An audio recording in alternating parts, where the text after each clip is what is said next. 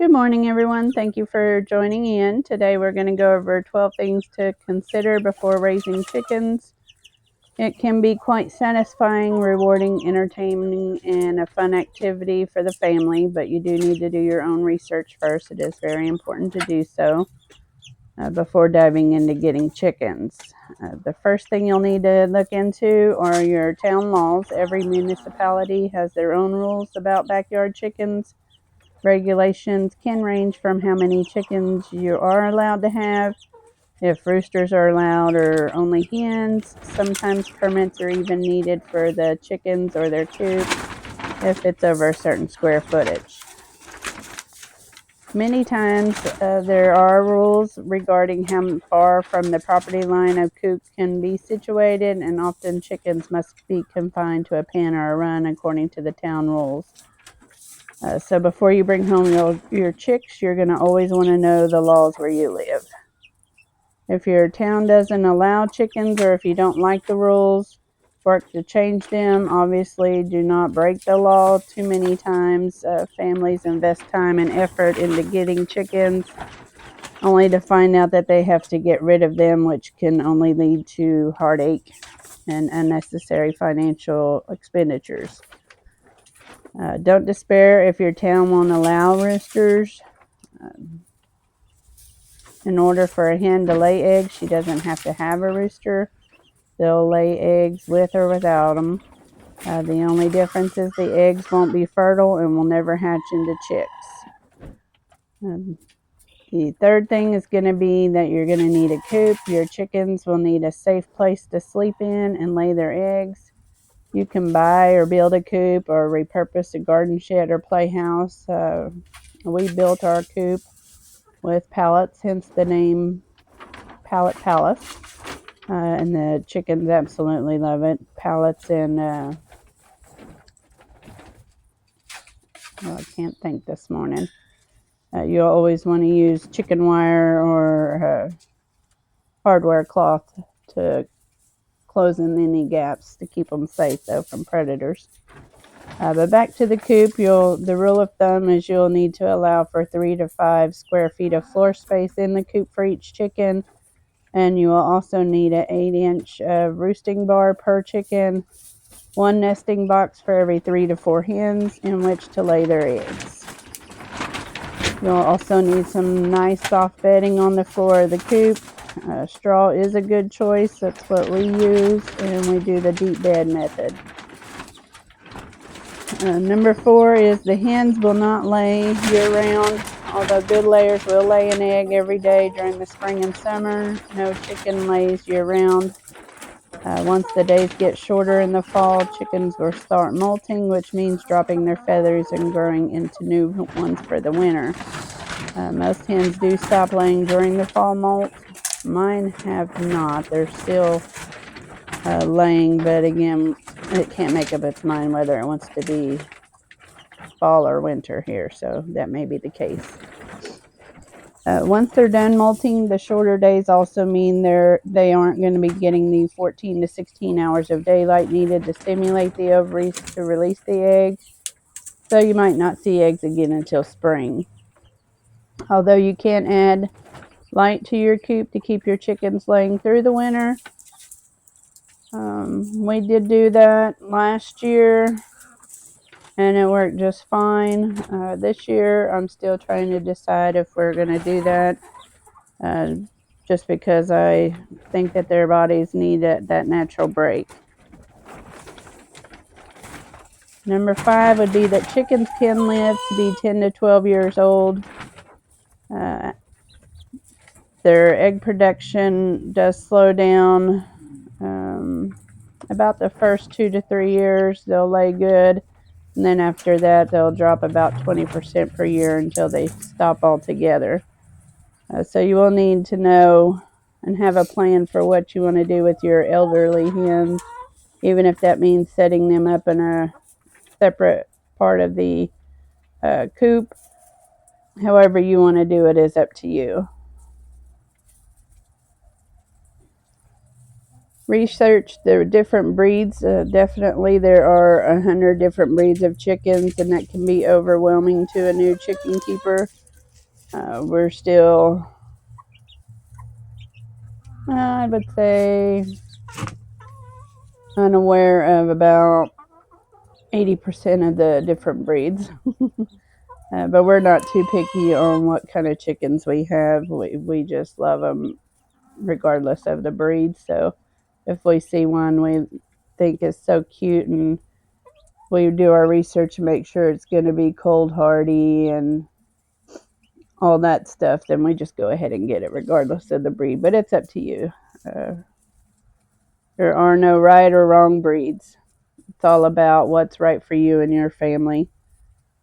Um, Again, although most breeds do just fine in the warm or cold climates, if you live in a place where it gets extremely hot or extremely cold, you'll want to choose breeds that are best suited for your climates.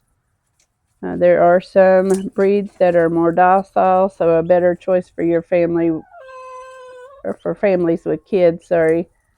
There are breeds that lay better if egg production is your main concern, which is what we take into consideration. There are a lot of breeds that lay a different color egg, from tan to pink to green to blue. So if you want to, when you go around collecting your eggs in the morning, if you want different colors in your basket, definitely look into the different breeds that lay different colors.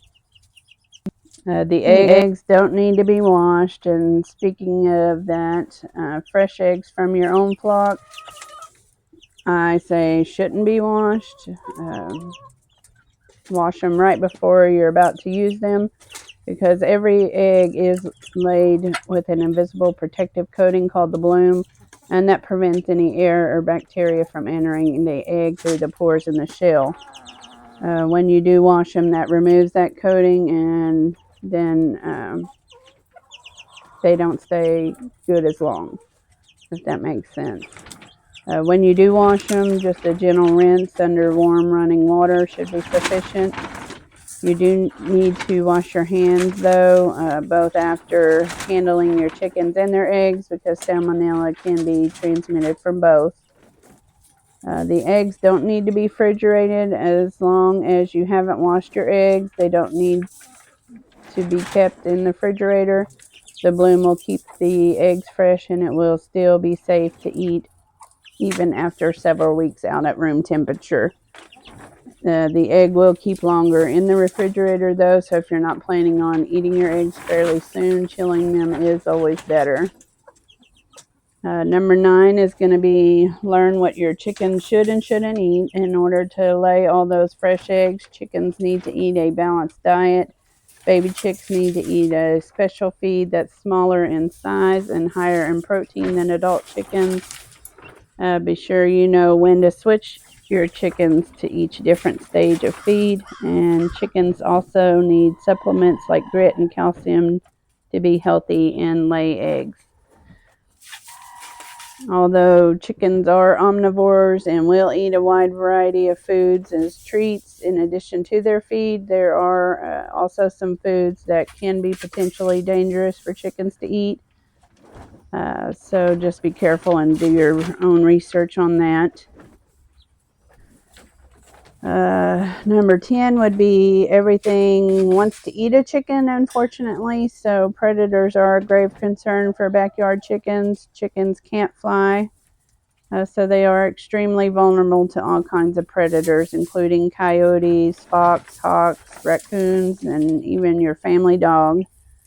In fact, they say dogs are the number one killer of backyard chickens, although mine absolutely avoid my chickens at all costs. So to keep them safe, chickens need a secure enclosed pen for daytime, or dedicated guardian animal if you plan on letting them roam freely. Number 11, chickens can be destructive. A secure pen will keep your lawn and landscaping safe. They do tear up my grass when I let them out, just from scratching around, looking for weeds, worms, and bugs. They delight in nibbling on flowers and munching on garden vegetables. So So while they can be extremely helpful in the garden during the off-season, aerating and fertilizing the soil, be aware that your pristine lawn won't stay photo-worthy for long if you allow your chickens to free range like we do. Number 12 would be that chickens do make wonderful pets. Once you start raising your chickens, you will probably be surprised at how intelligent, affectionate, and friendly they actually are. And while they do require a bit of time and commitment, adhesion to a schedule, and daily care, they also provide hours of entertainment, stress relief as you watch them cavort with the other backyard flock and chasing butterflies, wiggling around in the dirt, dust bathing, and softly talking to each other. It's very awesome. But that's really all there is to it. So if you are thinking about getting chickens, I highly recommend it after you do all the research. You will be on the road to having your backyard chickens and adding some new pets to your family that also provide you with fresh, delicious eggs for breakfast for at least a few years and friends for a lifetime. Thank you again for joining in. Remember to like and subscribe. And until next time, have a blessed week.